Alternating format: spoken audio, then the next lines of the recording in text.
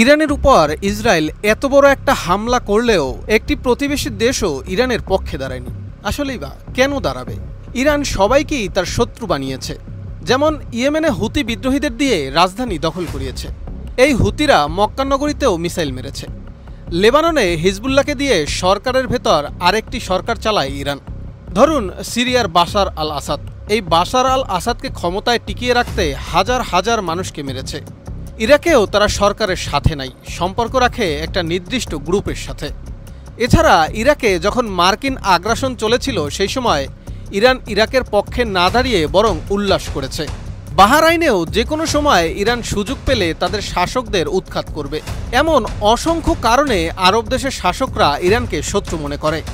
এই দোষ ইরানের নিজেরই। ইরান কোনো দেশের কিংবা সরকারের এবং জনগণের সাথে সম্পর্ক রক্ষা করে না, বরং নিজের পছন্দমতো গ্রুপের সাথেই তারা সম্পর্ক রক্ষা করে। এবং এই সম্পর্কের বেশিরভাগই হয় শিয়া অনুসারী, যারা অবশ্যই শিয়া মতাদর্শের। আর এ কারণেই অঞ্চল জুড়ে ইরানের কোনো বন্ধু নেই, যার ফলাফল গতকাল হামলার পরেই দেখা গেছে। প্রশ্ন আসতে পারে, ইসরায়েল হামলার প্রস্তুতি নিচ্ছে এটা জানার পরেও ইরানের সেনাপ্রধান, বিপ্লবী গার্ডের প্রধান কেন আত্মগোপনে না গিয়ে বাড়িতে কিংবা অফিসে থেকেছেন? এর একটাই উত্তর হতে পারে, আমেরিকার উপর ইরানের অগাধ বিশ্বাস। আমেরিকা কখনোই ইরানকে লিবিয়া বা ইরাকের মতো ধ্বংস করবে না, সেটা ইরান খুব ভালোভাবেই জানে বা বিশ্বাস করে। ইরানকে আমেরিকা টিকিয়েই রেখেছে তাদের জিওপলিটিক্যাল স্বার্থের জন্য।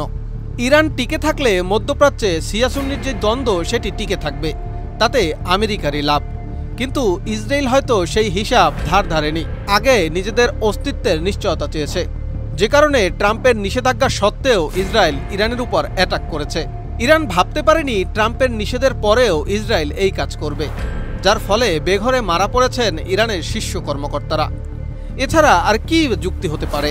ইরানের সামরিক শক্তি কখনোই খুব বেশি উল্লেখযোগ্য ছিল না, কিন্তু তাদের নেতারা নিয়মিত হুঙ্কার দিত, কথায় কথায় ইসরায়েলকে মাটিতে পুঁতে ফেলত। বাংলাদেশের কিছু ইরানপন্থী অনলাইন অ্যাক্টিভিস্টরাও এই রোগেই আক্রান্ত। তারাও ইরানকে ফুলিয়ে ফাঁপিয়ে আমাদের মাঝে তুলে ধরত। আসলে বাস্তবতা ভিন্ন। একমাত্র আত্মঘাতী শাহেদ ড্রোন ছাড়া ইরানের আর কোনো বিশেষ অস্ত্র বিশ্বে নজর কাটতে পারেনি। সেই ড্রোনের ক্ষমতাও খুব বেশি না। মিসাইল আছে কিছু, কিন্তু সেগুলো এয়ার ডিফেন্স সিস্টেমকে ফাঁকি দিতে কতটা সক্ষম সে সম্পর্কে বেশি কিছু জানা যায় না।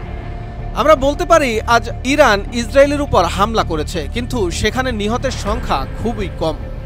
অথচ ইসরায়েল ইরানের মধ্যে প্রবেশ করে তাদের বড় বড় শীর্ষ নেতাদের হত্যা করে খুব স্বাভাবিকভাবেই ফিরে গেল। এ দ্বারাই প্রমাণ পায় ইসরায়েল ছোট রাষ্ট্র হলেও তারা কতটা উন্নত, আর ইরান এত বড় ফুলিয়ে ফাঁপিয়ে কথা বলার পরেও তারা বাস্তবে কতটা নাজুক।